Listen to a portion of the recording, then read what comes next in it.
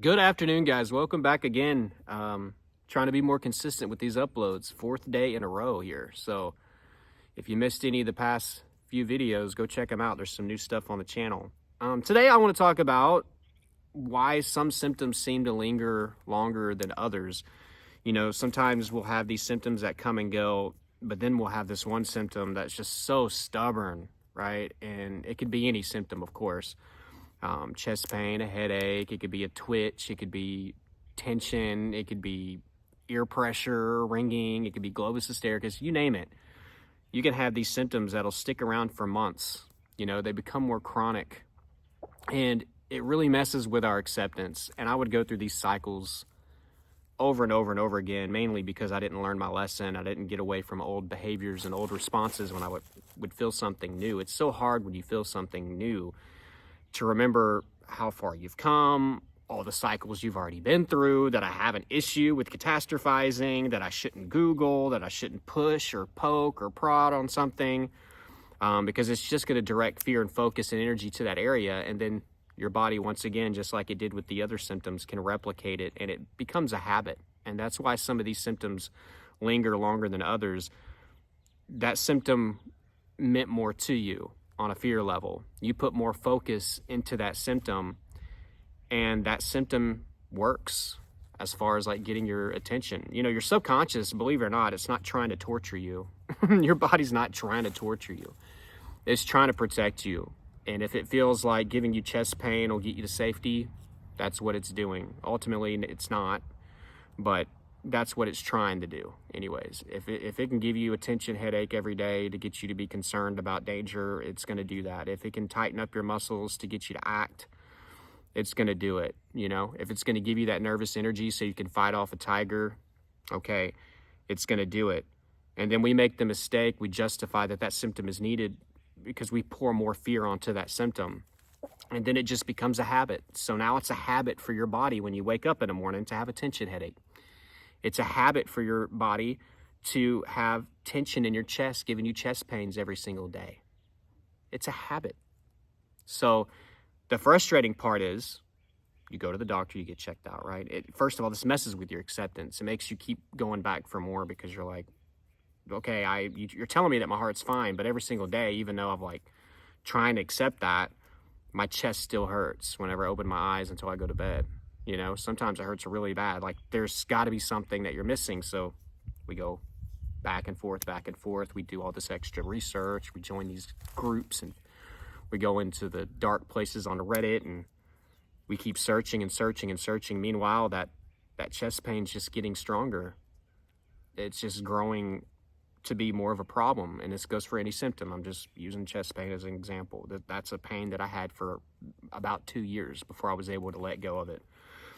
But it's a perfect example. 2 years.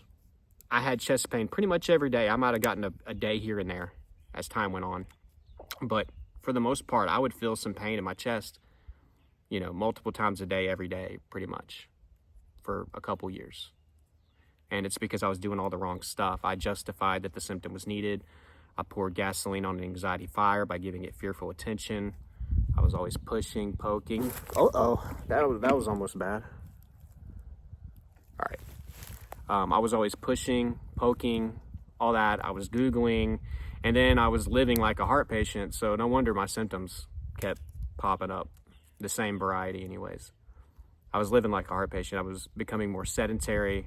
I was checking my vitals all the time. I was taking it easy. You know, I was avoiding exercise. So I was living like a heart patient. That's how my body was acting, like a heart patient. So some of the symptoms that you have that linger the longest, those are the ones that you're giving the most negative energy and focus to. You're giving it the most attention. You're checking in on them. You're feeling for them. You're showing the most fear towards them. And then the body just gets into a habit of delivering that over and over. And it can be the smallest things, guys. It doesn't have to be something like chest pain or a headache and stuff like that. Like it could be some pressure in your ear. It could be a little bit of a tightness feeling in your throat. Anything, guys, a weird tingle in your finger, one of your fingers or something. It can happen anywhere in the body, you know, and I'm not telling you not get checked and everything. You have to figure out when to get checked and when not to. I can't can't really tell you what to do in that situation. That's the tough part about, me trying to help people. I can't tell somebody when to go to the doctor and when not to. You got to come up with your own rule system for that, But the ones that are lingering, those are the ones that are working. The other ones, if you're able to accept them pretty quickly, or they just don't scare you. Maybe you feel this weird thing in your arm and you're like, whatever, It's clearly not working at getting your attention. So guess what? The body doesn't stick with it. It doesn't keep happening. But if you were to feel that weird sensation in your arm, like, oh my God, what's going on? Do I have a neurological issue? And is there something wrong with my circulation? Or, you know what I mean? And you go down that trail, and then you jump on Google, and then you start looking for it and looking for it and looking for it. The next morning you wake up, it's there. Next week it's there. Next month it's there, until you finally accept. But here's the kicker. This is why it's tough. Say you finally are deciding, like, I've seen the doctor enough over the symptom, right? I've seen the doctor enough. I'm going to let go of this. I'm going to accept. I'm finally ready to accept and let go. Guys, this is the part people don't want to hear. Be prepared. So they'll say it's just chest pain. And you for like 2 years like me, you gave it the focus, the energy. You created that strong habit, that strong association. It has its high points during the day, maybe when you drive or whenever you go to work, or maybe in the morning and the evening, like for me. And you have these strong associations, right? And you have these strong triggers that bring it out. And you're trying to accept, right? And you're moving on. Expect that chest pain to stick around still for a few weeks or up to a couple months with you doing everything right. And that's assuming that you've got a routine together. That's assuming that you're moving forward and being progressive with your exposure. That's assuming that you've changed your response, and at least for the most part, you're giving safety to your subconscious when you feel the pains, or you're letting go of control, right? Which is a great practice. That's like the most simplest concept, but the hardest thing to do. That's what I've been kind of preaching on this channel lately. That's very broad. It's the answer to all your anxiety problems, but it's the hardest thing to do. Let go of control. You're not fighting the symptoms and all that stuff. You're still going to have a habit, right? To have chest pain in that area because it happened for so long and you justified it for so long. Your subconscious doesn't just like that trust that everything is going to be okay because today you woke up and finally you want to accept. Now, some of you will get lucky, maybe it won't take super long, but for the majority of you that watch my channel, if you've been dealing with something for months or even, for a couple years and it's just scared the crap out of you forever, even whenever you move forward with acceptance and you want to move on with your life, expect that symptom to stick around at least a few weeks to a couple months. You know what I mean? Because it worked for so long and you made it a habit and you looked for it every day, multiple times a day. You feared it. You ran from it, every single day. You Googled about it all the time. You avoided so many things because it would pop up in those situations.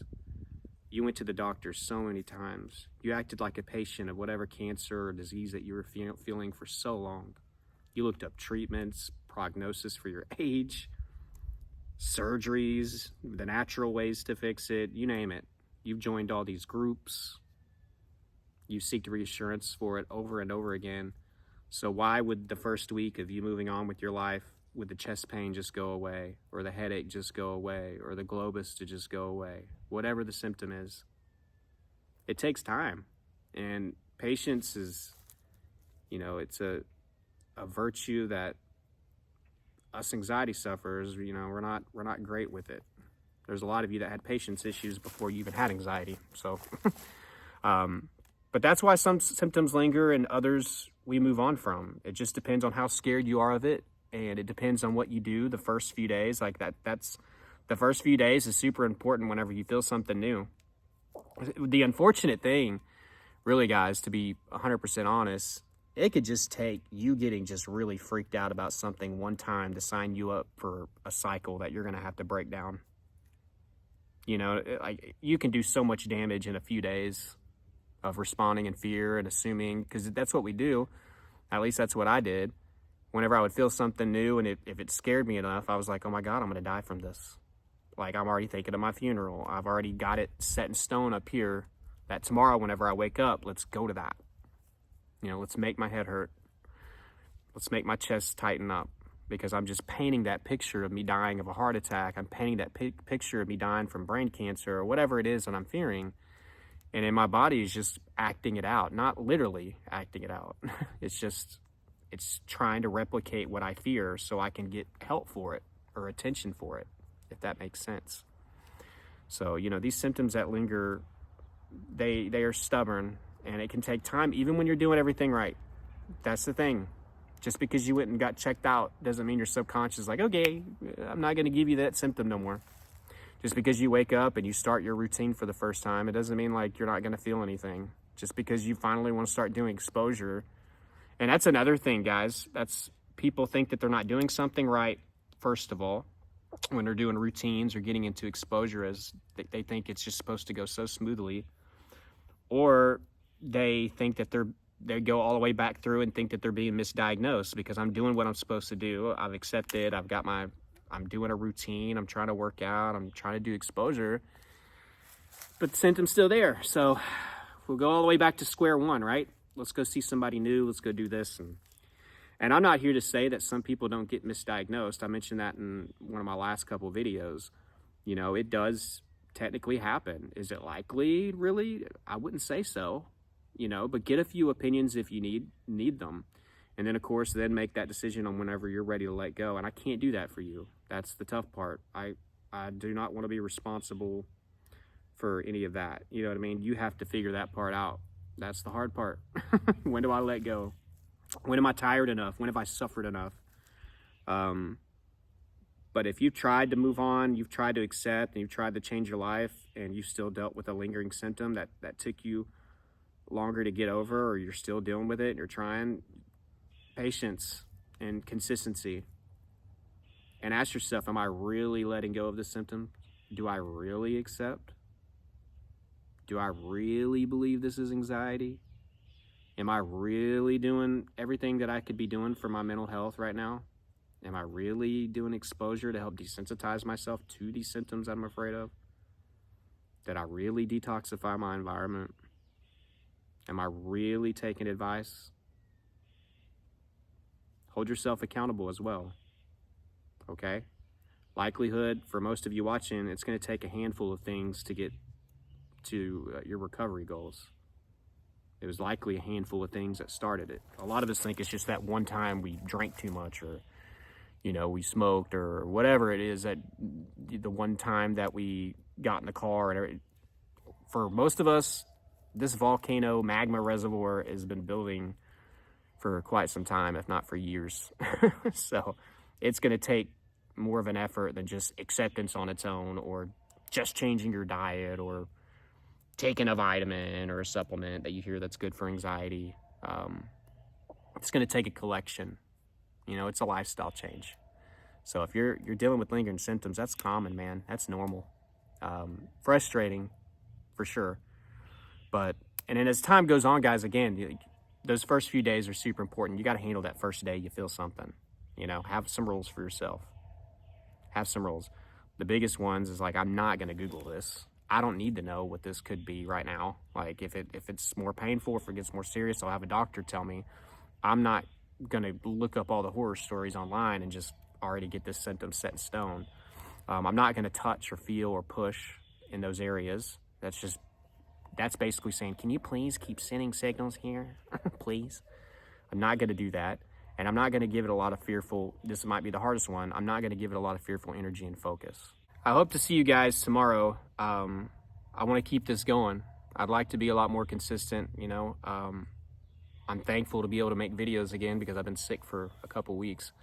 So it feels good to be able to do it. And I just kind of want to keep this momentum going, guys.